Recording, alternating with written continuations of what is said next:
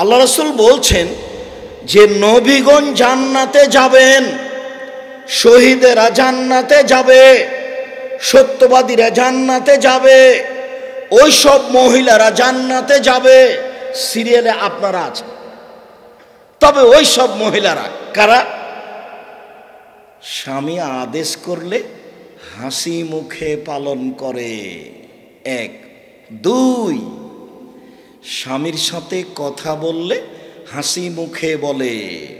তিন, স্বামী যখন বাড়িতে থাকে না তখন নিজেকে হেফাজতে কন্ট্রোলে রাখে, মনে করে না যে এখন স্বামী নেই, একটু এর সাথে ওর সাথে গল্প করে নিই, এখন স্বামী নেই একটু চাচির বাড়ি থেকে আসি, এখন স্বামী নেই একটু ভাবির কাছ থেকে আসি। এইটা যারা মনে করে না তারা জান্নাতি নারী। তিনটে গুণ ভালো নারীর জন্য, তিনটা গুণ। এক, স্বামীর সাথে কথা বললে হাসি মুখে বলে। দুই, স্বামী আদেশ করলে পালন করে। তিন, স্বামী যখন বাড়িতে থাকে না তখন নিজেকে হেফাজতে রাখে। আর আপনার সাথে তো একটা কথা আছেই, এখনই বলতে যাচ্ছি এখানে। তো আর একটা কথা বলে নি, এই যে স্বামী আদেশ করলে পালন করে, স্ত্রীকে কাজ করতে বলবেন, নিজে নিজে জুতা খুঁজবেন না। বলবেন খালেদা জুতা জোড়া কোথায় আছে একটু দেখো তো, খালেদা এক গ্লাস পানি নিয়ে আসো, খালেদা এ করো, ও দেখো টাকা কোথায় আছে, ওখান থেকে 200 টাকা দাও তো।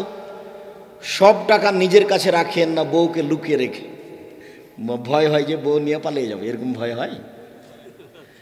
তো 2-3 হাজার রাখেন, 2-4 হাজার রাখেন, বাকি ব্যাংকে রাখেন। আপনাকে তো আমি বউ পরীক্ষা করতে বলেছি টাকা দিয়ে, যদি বউ টাকা না রাখে তাহলে ও হস্তে নিব, ওকে তালাক দিতে হবে। সব টাকা পয়সা তারই কাছে রেখে দিতে হবে, সেখান থেকে টাকা নিয়ে খরচ করবেন। ওকে একটু শিখান, ওকে একটু বুদ্ধি দেন। ও যদি আপনার অগোচরে কাউকে টাকা দিয়ে দেয়, নিয়ে পালিয়ে যায়, তাহলে হস্তি নিব, ওকে তালাক দিতে হবে, ওকে রাখা যাবে না। কম কম 2-4, 5 হাজার 10 হাজারকে দিয়ে দিয়ে দেখেন। আমাদের কাছে তো নিজের কোনো টাকা নাই, আমি তো নিঃস্ব মানুষ, প্রতিষ্ঠানের টাকা তো সব তো বাসাতেই থাকে, যে যা প্রয়োজন হয় সেটুকু নিয়ে এসে তো সেখানে রাখা হয়, বাকি তো সব তো ব্যাংকেই থাকে। তো যত 10 টাকা হোক 20 টাকা হোক বাড়িতে সেখানেই থাকে। একটু বউকে পরীক্ষা করে দেখেন। সবসময় কাজে বলবেন, আদেশ করবেন। নিজে নিজে যদি পানি নেন, নিজে নিজে যদি জুতা খুঁজেন, তাহলে আপনার স্ত্রী বলবে আমার উপরে রাগ করেছে সেই জন্য তো আমাকে বলে না, আমার উপরে রাগ করেছে সেজন্য তো বলে না। ওর কিন্তু বুদ্ধি কম।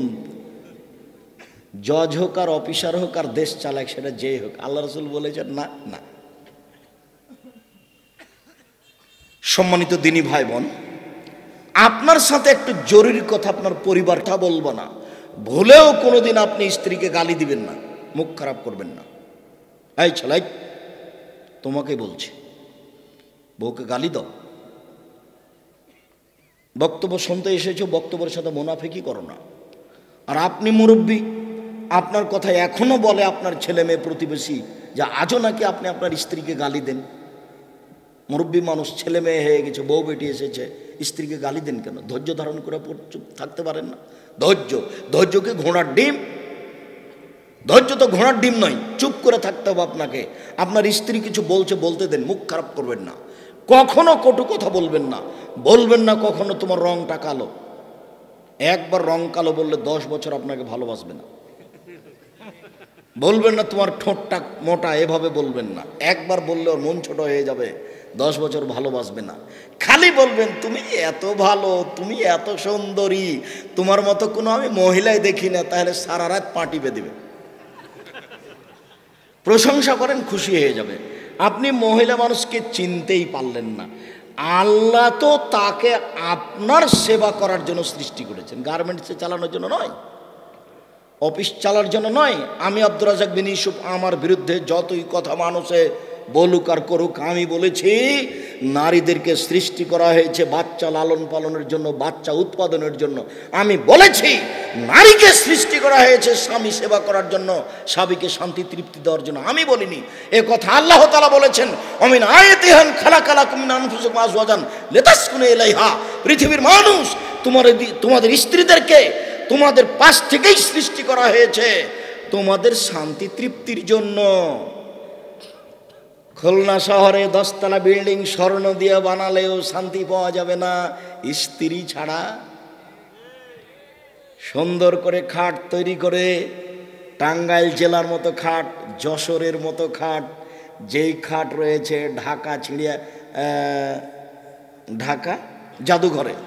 ঢাকা জাদুঘরে রয়েছে, সেই খাটের মতো খাট বানিয়ে মখমল চাদর দিয়ে সাজালেও তৃপ্তি হবে না স্ত্রী ছাড়া। যশোরের এই খাটটা ঢাকা জাদুঘরে আছে, যার 4টা পায়ে, নিচের 2টা 4টা হলো বাঘ, মানে বাঘের উপরে পায়ে সেট করা আছে। তারপরে ওই পায়াটা এত মোটা যে চারিদিকে 4টা মেয়ে, পায়ে 4টা মেয়ে। এবার শোয়ার জায়গাটাতে ওই পায়াতে ভিতর দিকে 4টা মেয়ে, ওই 4টে, ওরা একটা বাঘ একটা ঘোড়া ধরে আছে হাতে। তার মানে ওই পায়ে, একটাই পায়া, নিচের অংশ বাঘ, তার পরের অংশ মহিলা বাহির দিকে মুখ, তার পরের অংশ মহিলা ভিতর দিকে মুখ। কত টাকা খরচ করে কি পরিকল্পনা করে আল্লাহ ভালো জানে, সেটা ঢাকা জাদুঘরে আছে। তো বিছানা যতই ভালো হোক, আপনার স্ত্রী ছাড়া শান্তি তৃপ্তি হবে না, এ কথা আল্লাহ বলেন। আপনি তাকে কেমনে কটু কথা বলেন, গালি দেওয়ার পরে সেখানে কেমনে শান্তি তৃপ্তি হতে পারে? 5 ওলা তাতরুকা ইল্লা ফিল বাইতে, স্ত্রীকে নিজের বাড়ি ছাড়া কোথাও থাকতে দিও না। ও খালার বাড়ি যেতে পাবে না, ও নানির বাড়ি যেতে পাবে না, ও মামার বাড়ি যেতে পাবে না, ও মায়ের বাড়ি যেতে পাবে না। জরুরি কারণে যদি মায়ের বাড়ি যায় তাহলে আপনাকেও সাথে যেতে হবে। বিবাহের বাড়ি যেতে দিবেন না, বিবাহের বাড়িতে গেলে স্বামীর সংখ্যা বেশি হয়ে যাবে। সাবধান, বিবাহের বাড়ি নেই, ভাই হোক, নানা হোক, খালো হোক, ফুফু হোক, আঁতে হোক, সজগণ হোক, দেবর হোক, ভাসুর হোক, বিবাহের বাড়ি যেতে পাবে না। আর এক জায়গাতে সামনাসামনি বসে খাওয়া তো কাপুরুষের পরিচয়। আপনার স্ত্রী যায় নাকি এরকম বাড়িতে দাওয়াত খেতে? তো এখানে বক্তব্য শুনতে এসেছেন কেন? এত কাঁচা পুরুষের সামনে আমি আর কয়দিন বক্তব্য দিব? আমাদের স্ত্রী যদি রাস্তাঘাটে চলে, কোনো জায়গাতে যদি কোনো পুরুষের গায়ে একটু ঠেকে যায় তো ইন্না লিল্লাহ, অজ্ঞান হয়ে যাবো একেবারে। আল্লাহুস সামাদ, একই কথা। শোনেন, জরুরি প্রয়োজন, দুর্ঘটনা ছাড়া আপনার স্ত্রী বাড়ি থেকে বের হতে পারবে না। এটা রাসূলের আদেশ, এটা আল্লাহর আদেশ। তাকে দেশ পরিচালনার জন্য সৃষ্টি করা হয়নি, তাকে হাকিম হিসাবে ফয়সালা করতে হবে, জজ হিসাবে এই জন্য তাকে সৃষ্টি করা হয়নি। ওকে ম্যাজিস্ট্রেট হতে হবে, ডিসি হতে হবে, এই জন্য সৃষ্টি করা হয়নি। ওকে গার্মেন্টসে থাকতে হবে, এই জন্য তাকে সৃষ্টি করা হয়নি। ওকে হেডমাস্টার হতে হবে, চেয়ারম্যান মেম্বার হতে হবে, চেয়ারম্যান মেম্বার এমপি মন্ত্রী হবে। আর যাকে তাকে বলবে ভাইয়া আসো, বসো, ভাইয়া আসো, চা খাও, বসো। আর স্বামীকে বলে এই কথা, আর যে ওকে বলছে আসো ভাইয়া বসো। ওর শরম নাই, ওর বাপের নাই, ওর জাতির নাই, ওর স্বামীর নাই, শরম সবাই মিলে বেঁচে খেয়েছে। সম্মানিত দিনী ভাই বোন, জরুরি প্রয়োজন ছাড়া বাড়ি ত্যাগ করতে পারে না। তাই তো রাসূল সাল্লাল্লাহু আলাইহি ওয়াসাল্লাম বলেছেন, 4টে জিনিস আছে যার সুখময় জীবন তার। 4টে জিনিস আছে যার সুখময় জীবন তার। 1 আল মারাতুস সালেহা, ভালো স্ত্রী। 2 আল জারুস সালেহ, ভালো প্রতিবেশী। 3 আল মারকাবুল হন, একটা ভালো গাড়ি। 4 আল বাইতুল ওয়াস, একটা প্রশস্ত ঘর। অন্তত মেহমান বসে এই ঘরটা বড় হতে হবে, যেখানে 4 জন 5 জন 10 জন মিলে বসে খেতে পারবে। আর ভুলেও কোনোদিন 150 চাল রান্না করবেন না। সবাইকে বলেছি, মায়ের স্বভাবে ফিরে যেতে হবে বউকে। আপনার স্ত্রীকে কার স্বভাবে ফিরে যেতে হবে? আপনার মায়ের স্বভাবে। আপনার মা 16 জন মানুষের ভাত রান্না করতো, তবুও ঢেঁকিতে ধান ভেঙে, কোনো সমস্যা হয়নি। আপনারা ছিলেন 10 ভাই বোন, বাড়িতে ছিল 2 জন কিষান কামলা, আর আপনার বাপ মসজিদ থেকে ফকির ধরে আনতো, এ হলো 2, আর আপনার বাপ 16 জন মানুষের খাবার রেডি করতো। আপনার মা ঢেঁকিতে ধান ভেঙে, কোনো দিন সমস্যা হয়নি।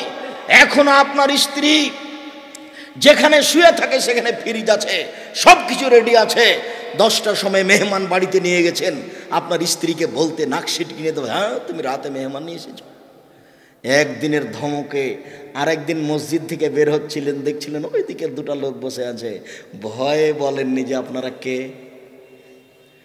আপনারা খেয়েছেন কি, এই কথা বলতে পারবেন না কেন, সেদিন যে। আর স্ত্রী যদি বলে দেয় যে মেহমান তুমি যাকে পাবে নিয়ে আসবা, মসজিদে দেখে কাউকে ছেড়ে আসবে না। শোনেন আর একটা কথা, এই ছেলে তোমার মাকে বলে দিও, আম্মা যখন আব্বা বাড়ি থেকে বের হবে, যখন আমরা বাড়ি থেকে বের হব, তখন করিয়ন তো আম্মা, 50 টাকা 100 টাকা 5 টাকা 10 টাকা খুচরা আমাদের ব্যাগে দিয়ে দেবেন। ফকির আছে আমাদের কাছে চাই, তখন খালি বলি মাফ করেন। তো সারা জীবন খালি যদি মাফ করতেই বলবো তো দিব কখন? আর আমি তো আর কোনোদিনও তার অপরাধও করিনি, খালি বলি মাফ করেন। আমি তার কি অপরাধ করেছি মা আম্মা যে খালি ওকে বলবো যে মাফ করেন মাফ করেন মাফ করেন? আমি তো তার কোনো অন্যায় করিনি আম্মা। আপনি আমার কাছে কিছু খুচরা টাকা দেন না কেন? আপনার স্ত্রীকে বলে দিবেন স্বভাব এরকমই হতে হবে। আপনার কাছে খুচরা টাকা না দিয়ে যেন আপনাকে বাড়ি থেকে বের না করে। উপস্থিত বৈঠকের মুসলিম বোন শোনেন, একটু খেয়াল করেন না কেন, কি সংসার করেন ছাই, খুব ভালো রান্না করতে পারেন তাই সবাই প্রশংসা করে। আমি কোনোদিন করিনি, কেননা আমার খাওয়াতে এত সুন্দর না। আমার খাওয়া হলো ডাল আর আলু ভাজি, এটা আমার কাছে প্রিয়, না হলে আলু ভর্তা, তো এটাই পছন্দ। তো আমার তো অত কিছু লাগে না। কেন করেছেন? 16 প্রকার ভর্তা করেছে আর 32 প্রকার তরকারি। এলে আব্দুর রাজাক সাহেব আসবেন তাই এত প্রস্তুতি না, এগুলো লাগবে না। স্বামী যখন বাড়ি থেকে বের হবে তখন 50টা 100টা টাকা খুচরা দিয়ে দেবেন। আজ থেকে ওয়াদা করে নিন এইভাবে বাড়ি থেকে বের হবো যাতে করে কোনো ফকিরকে ফিরিয়ে দিতে না হয়। গাড়িটা থেমেছে, একটা ফকির আসছে, এখন তো আর গ্রামে যায় না, সব ফকির শহরে চলে গেছে। খুলনা শহরে গেছেন, দেখছেন কত ফকির, বাড়িতে সারাদিন বসে আছেন, একটা ফকির পান না, তো কিছু দান করতে হবে না? তো 50 টাকা 100 টাকা নিয়ে যান, যত আসছে তাকে 5 টাকা 10 টাকা স্বভাব পরিবর্তন করেন। সম্মানিত দিনী ভাই বোন, আপনার জন্য 5টা জরুরি পুরুষ হিসাবে এই 5টা পালন করবেন, সংসার সুন্দর হয়ে যাবে। 1, যে মানের খাচ্ছেন সে মানের খাওয়াবেন। 2, যে মানের পড়ছেন সে মানের পড়াবেন। 3, কটু কথা বলবেন না। 4, মুখের উপরে মারবেন না। 5, নিজের বাড়ি ছাড়া কোথাও যেতে দিবেন না, কোথাও থাকতে দিবেন না। গেলে সাথে যাবেন, দুর্ঘটনা ছাড়া বাড়ির বাইরে যেতে পাবে না। এটাই আল্লাহর আদেশ, এটাই রাসূলের আদেশ। মহান আল্লাহ বলেন, ইয়ামহাকুল্লাহুর রিবা ওয়া ইউরবিস সাদাকাত, নিশ্চয় সুদ মানুষের পয়সাকে কমিয়ে দেয়, দান মানুষের টাকাকে বেশি করে দেয়। সুদ খেলে মানুষ ভিক্ষুক হবে, এ কথাই চূড়ান্ত, কাউকে বলা লাগবে না। যদি মানুষ কিস্তিতে টাকা উঠায়, একদিন তার বাড়ি ছেড়ে তাকে চলে যেতে হবে, বাড়িটাও নিয়ে নিবে যাদের কাছ থেকে কিস্তি তুলেছে। যদি মানুষ সুদ খায় তাহলে সারা পৃথিবীর কয়েকটা দেশে টাকা চলে যাবে, বাকি দেশগুলি ভিক্ষুক নিঃস্ব হয়ে যাবে। এ কথাই ঠিক। আল্লাহ তাআলা যা বলেছেন, ইয়ামহাকুল্লাহুর রিবা ওয়া ইউরবিস সাদাকাত, নিশ্চয় সুদ মানুষের টাকাকে কমিয়ে দেয়, দান মানুষের টাকাকে বেশি করে দেয়। সুদ একটা ভয়াবহ জিনিস, সুদ একটা ধ্বংসাত্মক জিনিস। সম্মানিত দিনী ভাই বোন, যেসব পাপের কারণে মানুষের জাহান্নাম ঘোষণা হয়েছে তার একটি ঘোষণা হচ্ছে সুদ।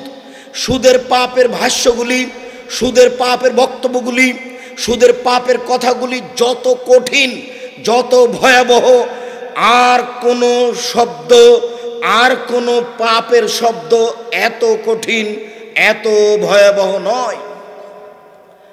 আব্দুল্লাহ হানজাল আল গাসিল রাদিয়াল্লাহু তাআলা আনহু বলেন, রাসূল সাল্লাল্লাহু আলাইহি ওয়াসাল্লাম বলেছেন, মায়াকুল দিরহাম রিবা ইয়ালাম আসাদ্দু মিন সিত্তাতি ওয়া সালাসিনা জিনিয়া, কেউ যদি জেনে শুনে 1 টাকা সুদ খায়, 36 বার জেনা করে যত পাপ হবে, 1 টাকা সুদ খেলে তার চেয়ে বেশি পাপ হবে।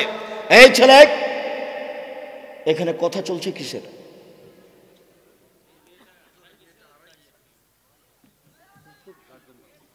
চুপচাপ কিছু করার চেষ্টা করবেন।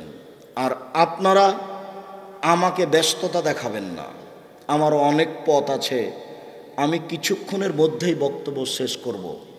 অতএব আপনি আমাকে দয়া করে কোনো কাজ দেখায়েন না। একবারে পাথরের মতো বসে থাকবেন, পাখি যেন মনে করে পাথর। মুখ বন্ধ করে থাকবেন, গল্প তো একটু পরে হবেই। তাহলে এখন কোন শরমে গল্প হচ্ছে, একটু পরে তো হবেই, একটু পরে কেউ নিষেধ করবে না। রাসূল সাল্লাল্লাহু আলাইহি ওয়াসাল্লাম বলেন, কেউ যদি জেনে শুনে 1 টাকা সুদ খায়, 36 বার জেনা করে যত পাপ হবে, 1 টাকা সুদ খেলে তার চেয়ে বেশি পাপ হবে। পাপের জগতে সবচেয়ে ঘৃণিত পাপ জেনা। পাপের জগতে সবচেয়ে ঘৃণিত পাপ জেনা।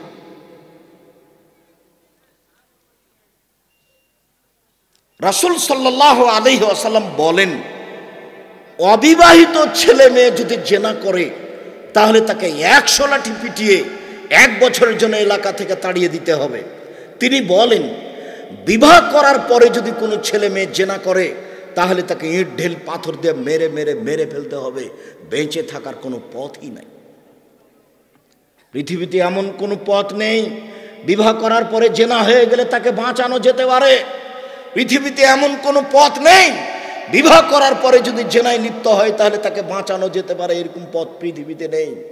বিবাহ করার পরে যদি কেউ জেনায় লিপ্ত হয় আর তাকে যদি বাঁচাতে হয় তাহলে মুহাম্মদ সাল্লাল্লাহু আলাইহি সাল্লামকে আবার আসতে হবে পৃথিবীতে, আবার এসে বলতে হবে, পৃথিবীর মানুষ শোনো, আমি মুহাম্মদ সাল্লাল্লাহু আলাইহি সাল্লাম বলছি, বিবাহ করার পরে যদি কোনো ছেলে মেয়ে পুরুষ নারী জেনা করে তাহলে তাকে হত্যা করতে হবে না, আমি ঘোষণা দিলাম। যেহেতু মুহাম্মদ সাল্লাল্লাহু আলাইহি সাল্লাম কিয়ামত পর্যন্ত আর কোনোদিন আসবেন না, অতএব বিবাহ করার পরে জেনায় লিপ্ত হলে বেঁচে থাকার পথ আর কোনোদিন কিয়ামত পর্যন্ত বের হবে না। তাহলে কত বড় মহাপাপ! এই পাপের কথা আল্লাহ রাসূল বলছেন, 1 টাকা সুদ খেলে 36 বার জেনা করে যত পাপ হবে, 1 টাকা সুদ খেলে তার চেয়ে বেশি পাপ। জেনার পাপ করে নিরাশা হবেন না, আল্লাহর সাথে জড়িত পাপ। আজ থেকে কান্নাকাটি শুরু করতে হবে, ক্ষমা হবে ইনশাআল্লাহ। বিচার তো এদেশের মাটিতে হবে না, ক্ষমার অপেক্ষায় থেকে যেতে হবে। মুসা আলাইহিস সালাম 1 থাপ্পড় দিয়ে একটা লোককে হত্যা করেছিলেন, ওই দোয়া ঘন ঘন ব্যবহার করতে হবে। রব্বি ইন্নী যালামতু নাফসি ফাগফিরলি, হে আমার প্রতিপালক, আমি অশ্লীল কাজ করে অন্যায় করেছি, তুমি আমাকে ক্ষমা করো। আস্তাগফিরুল্লাহ ওয়া আতুবু ইলাইহি, আস্তাগফিরুল্লাহাল্লাযী লা ইলাহা ইল্লা হুয়াল হাইয়ুল কাইয়্যুম ওয়া আতুবু ইলাইহি, রব্বিগফিরলি ওয়া তুব আলাইয়া ইন্নাকা আনতাত তাওয়াবুল গফুর। তুমি আমাকে ক্ষমা করো, তুমি বড় ক্ষমাশীল, তুমি বড় তওবা কবুলকারী। আমি তোমাকে বিশ্বাস করে বলছি, আস্তাগফিরুল্লাহ ওয়া আতুবু ইলাইহি, তোমার কাছে ক্ষমা ভিক্ষা চাই, আমি তোমার কাছে ফিরে যেতে চাই। আল্লাহুম্মা আনতা রাব্বি লা ইলাহা ইল্লা আনতা খালাকতানি ওয়া আনা আবদুকা ওয়া আলা আহদিকা ওয়া আদিকা মাসতাতাতু আউযু বিকা মিন শাররি মা সানাতু আবু লাকা বিনিয়ামাতিকা আলাইয়া ওয়া বি জামবি ফাগফিরলি ফাইন্নাহু লা ইয়াগফিরু যুনুবা ইল্লা আনতা। এটা হচ্ছে ক্ষমা চাওয়ার সর্দার। যত পথ আছে ক্ষমা চাওয়ার, তার সবচেয়ে জরুরি পথ হলো, গুরুত্বপূর্ণ পথ হলো এটা। তাই আমি বলেছি, একজন যুবককে 24 ঘন্টার মধ্যে এই দোয়া মুখস্থ করতে হবে, আর মুরব্বীকে বলেছি 7 দিনের মধ্যে এই দোয়া মুখস্থ করতে হবে। এর নাম সাইয়্যিদুল ইস্তিগফার, ক্ষমা চাওয়ার সর্দার। সম্মানিত দিনী ভাই বোন, রাসূল সাল্লাল্লাহু আলাইহি ওয়াসাল্লাম বলেন, আর রেবা সাবুনা জুজান আইসা রহায়ন করে চলো উম্মাহু, সুদের পাপের 17টি ভাগ রয়েছে। ছোট ভাগ হলো মার সাথে জেনা করলে যেমন পাপ হয়, সুদের পাপের 70টি ভাগ রয়েছে। ছোট থেকে বড়, বড় থেকে ছোট, ছোট থেকে বড়, বড় থেকে ছোট। এর 70টি ভাগের সবচেয়ে ছোট ভাগ হলো মার সাথে জেনা করলে যেমন পাপ হয়। ছি ছি ছি ছি ছি ছি ছি ছি, মানুষ কি আর মার সাথে জেনা করে? দেখেছি তার ভাষা, দেখেছে তার গতি। শিরক করলে সবচেয়ে বড় পাপ হয়, তবু ভাষা এরকম নয়। বাপ মায়ের অবাধ্য চললে দ্বিতীয় মহাপাপ হয়, তবু ভাষা এরকম নয়। মিথ্যা সাক্ষী দিলে মহাপাপ হয়, তবু ভাষা এরকম নয়। হাজারো লোক খুলনা জেলে আজও আছে 20 বছর থেকে, ও নিজেই জানে না আমি কেন জেলে। মিথ্যা সাক্ষীর কারণে ও জেলে গেছে। যেদিন মারামারি হয়েছে সেদিনও রংপুরে ছিল, তবুও সাক্ষীদাতা বলছে আমি 2 চোখে তাকে মারতে দেখেছি। মিথ্যা সাক্ষী হচ্ছে পৃথিবীতে তৃতীয় মহাপাপ। এরপরেও তার জন্য ভাষা এমন উল্লেখ হয়নি। সুদ যে খায় তার জন্য ভাষা রাসূল সাল্লাল্লাহু আলাইহি ওয়াসাল্লাম এভাবে বলছেন, সুদের পাপের 17টি ভাগ রয়েছে। ছোট ভাগ হলো মার সাথে জেনা করলে যেমন পাপ হয়। রাসূল সাল্লাল্লাহু আলাইহি ওয়াসাল্লাম বলছেন, ইন রিবা ওয়া ইন কাসরা, যদি সুদের টাকা বেশি দেখতে পাওয়া যায়, স্যার শেষ ফলাফল হচ্ছে নিঃস্ব। সুদ খেলে ভিক্ষুক হতে হবে। আমার দিকে চেয়ে থাকুন। আমি একটা লম্বা হাদিস আংশিকভাবে অনুবাদ করছি। যে যেখানে আছেন আমাকে দেখতে পান আর না পান, কর্ম বন্ধ করে, কথা বন্ধ করে এক খেলে আপনি আমার দিকে চেয়ে থাকুন। এই লম্বা হাদিসের একটা অংশ হবে সুদের আলোচনা। এই লম্বা হাদিসের একটা অংশ হবে সুদের আলোচনা। আমার দিকে চেয়ে থাকুন। সমর ইবনে জুনদুব রাদিয়াল্লাহু তাআলা আনহু বলেন, সাল্লা রাসূলুল্লাহ সাল্লাল্লাহু আলাইহি সাল্লাম ওয়াকবালা আলাইনা বিওয়াজহিহি, একদা আল্লাহ রাসূল ফজরের সালাত আদায় করার পরে আমাদের দিকে মুখামুখি হয়ে বসলেন। আমাদের দিকে মুখামুখি হয়ে বসে বললেন, হাল রাহাদুম মিনকুম লাইলাতা রুয়া, সঙ্গী সাথী তোমরা গত রাতে কিছু স্বপ্নে দেখেছো কি? ফাইন রাহাদুন কাসাহা, কেউ যদি কিছু স্বপ্নে দেখতো তাহলে রাসূলের সামনে বলতো। আল্লাহ রাসূল তখন তার তাবির করে দিতেন, তোমার স্বপ্নের ফল হলো এই, তোমার স্বপ্নের তাবির হলো এই। এইভাবে একদিন আল্লাহ রাসূল আমাদেরকে জিজ্ঞাসা করলেন, সঙ্গী সাথী শোনো, হাল রাআইতা আহাদুম মিনকুম লাইলাতা রুয়ান, গত রাতের তোমরা কেউ স্বপ্ন দেখেছি কি? কুলনা লা, আমরা বললাম জি না, আমরা কোনো স্বপ্নে কিছু দেখিনি।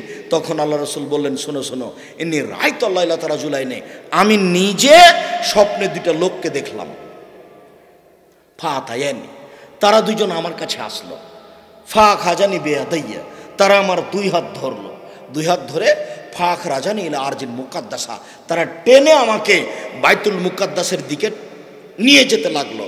ফা আতাইনা আলা রাজুলিন, হঠাৎ আস্তে আস্তে একটা লোকের কাছে চলে আসলাম, যে লোকটা বসে রয়েছে। অরাজুলুন কায়েমুন, পাশে একটা লোক দাঁড়িয়ে রয়েছে। অফিহি কাল্লুবুন, তার হাতে একটা বাঁকা লাঠি রয়েছে। ইদখুলু ফি সিদকিহি, এই বাঁকা লাঠি তার মুখের ডান দিকে ঢুকে দিচ্ছে। ফায়াশুক্কুহু, তারপর চিরে ফেড়ে মাথার পিছন দিকে নিয়ে যাচ্ছে। আবার লাঠিটা বের করে বাম দিকে ঢুকিয়ে চিরে পিছন দিকে নিয়ে যাচ্ছে। বাম দিকের মুখের সাইড চিরতে না চিরতে ডান দিক ঠিক হয়ে যাচ্ছে। আবার ডান দিকে লাঠি নিয়ে এসে মুখটাকে চিরে ফেলছে। আমি বললাম, মা হাজাব, একই দৃশ্য। কালা, তারা দুজন বলেন, ইনতালেক, চলতে থাকেন। ফামতালাক না, আমি কিছু না বলে চলতেই থাকলাম। চলতে চলতে ফাতাইনাল রাজুলিন মুস্তাজিন আলা কাফাহু, আস্তে আস্তে চলে আসলাম একটা লোকের পাশে, যে লোকটা চিত হয়ে শুয়ে রয়েছে। পাশে একটা লোক দাঁড়িয়ে রয়েছে, তার হাতে একটা পাথর আছে। এজদাকু বিরাসাহু, পাথরটা তার মুখের উপরে মারছে। মারার সাথে সাথে মাথা ফেটে চৌচির হয়ে যাচ্ছে। পাথরটা ছিটকে তুলে চলে যাচ্ছে। তাদাদাহাল হাজারো, পাথরটা যখন ছিটকে চলে যাচ্ছে, এ লোকটা পাথরটা আনতে যাচ্ছে, আনতে না আনতে দেখে মাথা ঠিক হয়ে গেছে। আবার মারে, আবার পাথরটা চলে যায়, আবার নিয়ে আসে, আবার মারে। আমি বললাম, মা হাজা, একই দৃশ্য। কালা, তারা দুইজন বললেন, ইনতালেক, চলতে থাকেন। আমি কিছু না বলে চলতেই থাকলাম। চলতে চলতে চলে আসলাম একটা গর্তের পাশে। সেই গর্তটা মনে হচ্ছে চুলার মতো। আলা হুসাইকুন ও আসমালুন অসে, তার নিচের অংশ সংকীর্ণ, উপর হচ্ছে প্রশস্ত, চুলার মতো। নিচের অংশ প্রশস্ত, উপরের অংশ সংকীর্ণ। এই গর্তের পাশে চলে আসলাম। তথাকত নারণ, দেখি সেখানে ধাঁধা ধাঁধাতে করে আগুন জ্বলছে। ফাইজা ইরতাফাত ইরতাফাউ, যখন আগুনটা জোরে জ্বলে উঠছে তখন ওর ভিতরে যা কিছু আছে সব উপরে চলে যাচ্ছে। ফাইজা রাজাউ খামেদাত, আর যখন আগুনটা কমে যাচ্ছে তখন সব নিচের দিকে চলে যাচ্ছে। ফিহারে জালুন নিসাউন, ওরা দেখি নারী পুরুষ উলঙ্গ অবস্থায় জ্বলছে। আগুন যখন জোরে হচ্ছে দাদা দাদা দাদা করে উপরে উঠে যাচ্ছে উলঙ্গ অবস্থায়। আবার যখন আগুন কমে যাচ্ছে তখন নিচের দিকে চলে যাচ্ছে। আমি বললাম, মা যা, এ কি দৃশ্য?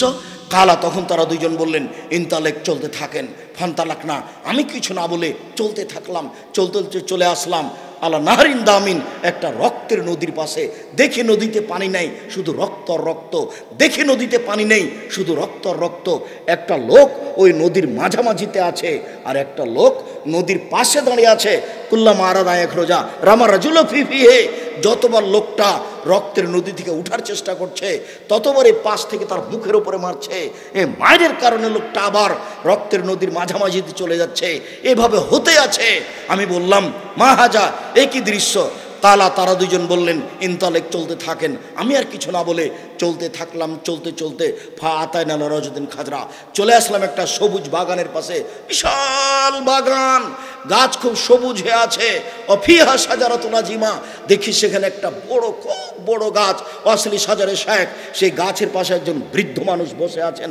অমামা আওলাদুন নাস, সেই বৃদ্ধ মানুষের পাশে দেখি অনেক ছোট ছোট ছেলে। ওরা জুলুন কারিবুন মিনা সাজারা, গাছ থেকে একটু দূরে একটা লোক রয়েছে, ইকদুন নারা, তার হাতে আছে লোহার লাঠি। দেখিও আগুনকে উত্তেজিত করছে। এই দৃশ্য দেখলাম। ফাসায় দাবিয়ে সাজারা, তারা দুইজন আমাকে গাছের উপর দিকে নিয়ে চলে গেলেন। ওয়াদ খালেনে দাঁড়ান, দেখি গাছের উপরে ঘর। সে ঘরে আমাকে ঢুকিয়ে দিলেন। মা রায় তো হাসানা খাত্ত, আমার জীবনে কোনোদিন এত সুন্দর ঘর দেখিনি। ফিহা রেজালুন ও নেশাউন ও সিবিয়ান, তাতে দেখি পুরুষ, তাতে দেখি মহিলা, তাতে দেখি যুবক, তাতে দেখি যুবতী, সব ধরনের ছেলে মেয়ে উপস্থিত। ফাখরাজানি মিনহা, তারা দুজন আমাকে সেখান থেকে বের করে নিলেন। আবার উপরে চলে গেলেন, নিয়ে ওয়াদ খালেন দাঁড়ান, আরেকটা ঘরে ঢুকিয়ে দিলেন। হে আহসান আফজল মিনহা, পরের ঘরটা দেখি আগের ঘরের চেয়ে অনেক অনেক অনেক সুন্দর। পরের ঘরটার সুন্দর হিসাবই করা যায় না। আমি বললাম আমার জীবনে এত সুন্দর ঘর কোনোদিন দেখিনি। আমি বললাম আখবেরিনি আমার রায়তল্লাইলাতা, এই শোনো, তোমরা দুজন আমাকে বলো এতক্ষণ পর্যন্ত এগুলো কি দেখলাম? কালা নাম, তারা দুজন বলেন হ্যাঁ, আমরা আপনাকে সব বলে দেব। এতক্ষণ পর্যন্ত আপনি কি দেখলেন? এক খেয়ালে চেয়ে থাকবেন। আমাদের এই আলোচনাই আজকের আলোচনার শেষের আলোচনা। কাজে আপনার যেন ব্যস্ততা না ধরে কয়েক মিনিটের জন্য। সম্মানিত দিনী ভাই বোন, এখন সবগুলি আমরা ধারাবাহিক বুঝতে পারবো। ওই যে আপনি প্রথমে দেখলেন একটা লোকের মুখকে লোহার বাঁকা লাঠি দিয়ে চিরে ফেলা হচ্ছে, ও হচ্ছে কাযযাব, মিথ্যুক, মিথ্যা কথা বলতো। জীবনে কোনোদিন মিথ্যা কথা বলবেন না। সামান্য ব্যাপারে সুলিও হবে না, ফাঁসিও হবে না। সত্য কথা বললে সুলিও হবে না, ফাঁসিও হবে না। দুই, ওই যে দেখলেন যার মাথাকে ভেঙে চৌচির করে দেওয়া হচ্ছে, ও হচ্ছে আলেম মানুষ, জানা অনুপাতে আমল করতো না। তারপরে দেখলেন উলঙ্গ অবস্থায় আগুনে ধাঁধা ধাঁধা করে জ্বলছে, ও হচ্ছে ব্যভিচারণী। যারা জেনায় লিপ্ত হচ্ছে তাদের অবস্থা হবে এই, উলঙ্গ অবস্থায় জমা লেগে থাকবে যার সাথে জেনা হচ্ছে। তওবা করে দ্রুত আল্লাহর কাছে ক্ষমা চেয়ে নেন। আস্তাগফিরুল্লাহ ওয়া তুবু ইলাইহি, আল্লাহ ক্ষমা করার জন্য আছেন। খুব অপমান অবস্থা ঘুরে আসছে, ফুলে ফেঁপে বিশাল বিশাল আকৃতি হয়ে যাবে, দুর্গন্ধে কেউ টিকতে পারবে না, তার নাম জেনা। বেঁচে থাকুন। তারপরে যে দেখলেন আপনি রক্তের নদী, রক্তের নদীর মধ্যে একটা লোক পড়ে আছে, এ হচ্ছে আকলুর রেবা, এ হচ্ছে সুদখোর। এক, যে সুদ খাবে সেই রক্তের নদীতে পড়ে থাকবে। দুই, 1 টাকা সুদ খেলে 36 বার জেনা করার চেয়ে বেশি পাপ হবে। 3, সুদের ছোট পাপ হলো মার সাথে জেনা করার সমান সুদের পাপ। অতএব আজ থেকে তওবা করে উঠতে হবে, জিন্দেগিতে আর কোনোদিন সুদ ভক্ষণ করব না। যেহেতু সুদ আল্লাহর সাথে জড়িত পাপ, গাড়ি বাড়ি টাকা পয়সা জমি জায়গা কোটি কোটি টাকা সুদ খেয়েছি, এর পরেও আল্লাহকে বলবো আমার ভুল হয়েছে, তুমি আমাকে মাফ করো। ইনশাআল্লাহ ক্ষমা হবেই হবে, ইনশাআল্লাহ হবে। আর আপনি যে দেখলেন বিশাল একটা বাগান, বড় একটা গাছ, গাছের পাশে একটা বৃদ্ধ মানুষ বসে আছেন, ইনি হচ্ছেন ইব্রাহিম আলাইহিস সালাম। তার সামনে যে বাচ্চাগুলি দেখলেন এগুলো হচ্ছে হিন্দু মুসলমানের ওই সব ছেলে যারা বাল্য অবস্থায় মারা গেছে। হিন্দু মুসলমান সবার ছেলে জান্নাতে যাবে যারা বাল্য অবস্থায় মারা গেছে, তার প্রমাণে এ হাদিস। এরপরে যে আপনি প্রথম ঘরটাতে ঢুকলেন, ওই যে দেখলেন একজন আগুনকে উত্তেজিত করছেন, ইনি হচ্ছেন জাহান্নামের মালিক। ইনি ফেরেশতা, জাহান্নামের মালিক, উনি জাহান্নামের আগুনকে উত্তেজিত করছে। আর আপনি যে প্রথম ঘরটাতে ঢুকলেন সেটা হচ্ছে সাধারণ মুমিনের ঘর। আর এখন যে সবশেষে ঘরটাতে ঢুকলেন এটা হচ্ছে শহীদদের ঘর। আমি বলি আমি হচ্ছে জিব্রাইল, আপনার ডান হাত ধরে আছি, আর ইনি যে আপনার বাম হাত ধরে আছেন ইনি হচ্ছেন মেকাইল। আপনি একটু মাথাটা উপর দিকে করেন, করলাম। ওই যে যে সুন্দর ঝকঝকে ঘর, এটা আপনার ঘর। যেমন বলেছেন আপনার ঘর, তেমন আমি বললাম তা নিয়াত খোলমান জেলি, তাহলে তোমরা আমাকে ছেড়ে দাও, আমি এই ঘরে ঢুকে যাই। তখন তারা দুইজন বললেন না না না না, আপনার বয়স এখনও পূর্ণ হয়নি, যেদিন আপনার বয়স শেষ হয়ে যাবে সেদিন আপনি এই ঘরে চলে আসবেন। রাহুল বোখারি থেকে হাদিসটি বর্ণনা করছিলাম। সম্মানিত দিনী ভাই বোন, আপনাদেরকে যাওয়ার পূর্বে যেসব বই পুস্তকগুলি আছে, বিশেষভাবে আবদুল্লার ওই রুজির ওপরে রিজিক বলে বইটি সব বাড়িতে থাকতে হবে। আবদুল্লার বই মিন্নাতুল বারি, বোখারির ব্যতিক্রম ব্যাখ্যা। আর আমার জীবনে একটা সাধ ছিল সলাতের উপরে, নামাজের উপরে বই লিখা, রাসূল সাল্লাল্লাহু আলাইহি সাল্লামের সলাত বনাম প্রচলিত সলাত। সমস্ত দিনী ভাই বোনকে এই বইগুলি সংগ্রহ করতে বলছি। স্টেজে আছে না, কোথায় আছে সেগুলি? ও বইগুলি সব স্টেজেই আছে।